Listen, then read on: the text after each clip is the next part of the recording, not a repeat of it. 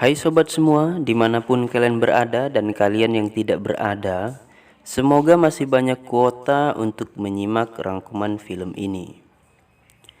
Tentunya masih bersama MC Channel yang akan merangkum berbagai alur cerita film yang sangat very good. Kali ini saya akan merangkum film yang berjudul Rurouni Kenshin 1, dirilis pada tahun 2012 yang disutradarai oleh Keiji Otomo. Film ini dibintangi oleh kawan saya waktu merantau di Jepang dulu, yaitu Takeru Sato yang sebagai Himura Kenshin. Tanpa banyak cabla-cacablici di awal, mari kita dengarkan alur ceritanya.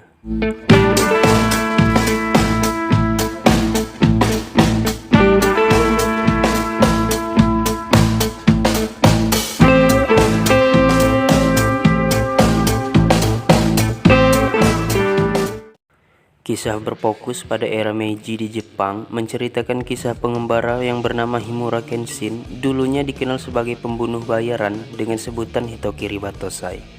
Saat pasukan kekaisaran Jepang merayakan kemenangannya di pertempuran Toba Fushimi dengan menggelar acara bakar-bakar lele,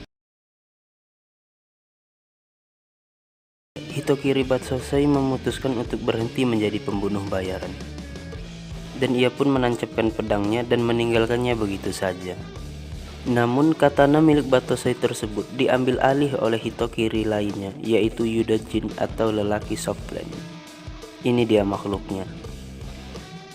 Satu dekade kemudian, Saito Hajime dan para polisi lainnya menginvestigasi pembunuh dari seorang agen polisi yang diduga dibunuh oleh Himura Batosai.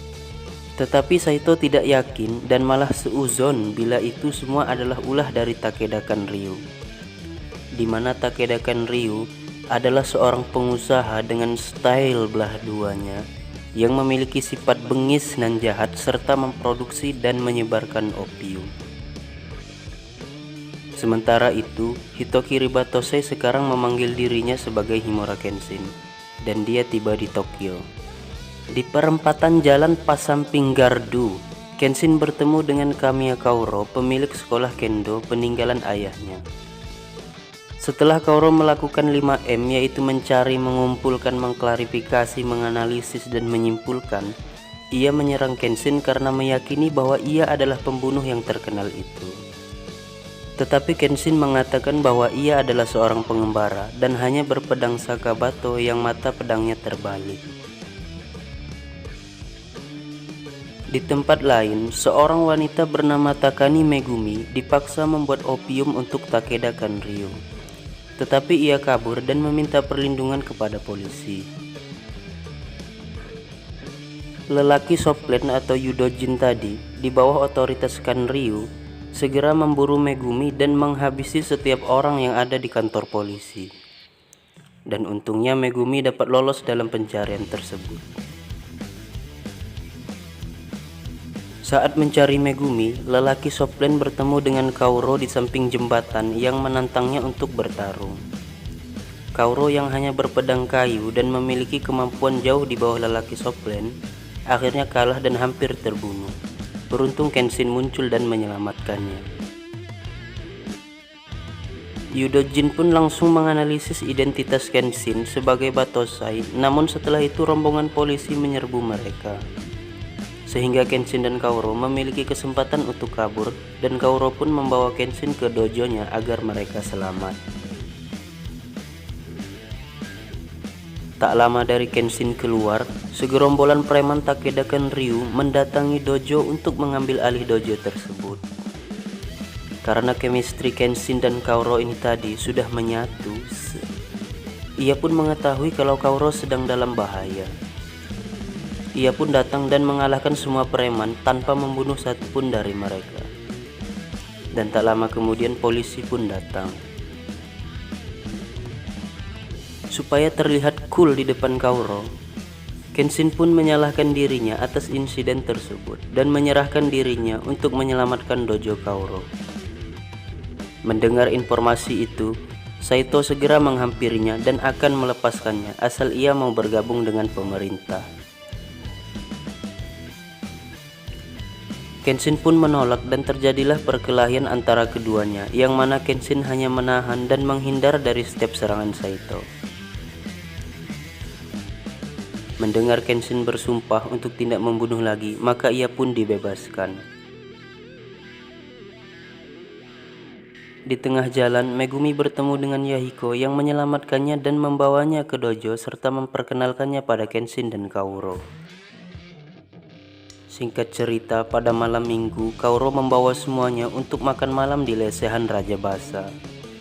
Dan kebetulan di situ ada Kanryu yang mendatangi Kenshin dan bermaksud menjadikan Kenshin sebagai anak buahnya. Namun ia menolaknya karena geli melihat poni si Kanryu. Lalu Kenshin ditantang oleh Sagara Sanosuke untuk bertarung dikarenakan dia tidak mau diajak joinan. Pertempuran pun dimenangkan oleh Kenshin karena Sanosuke keberatan senjata.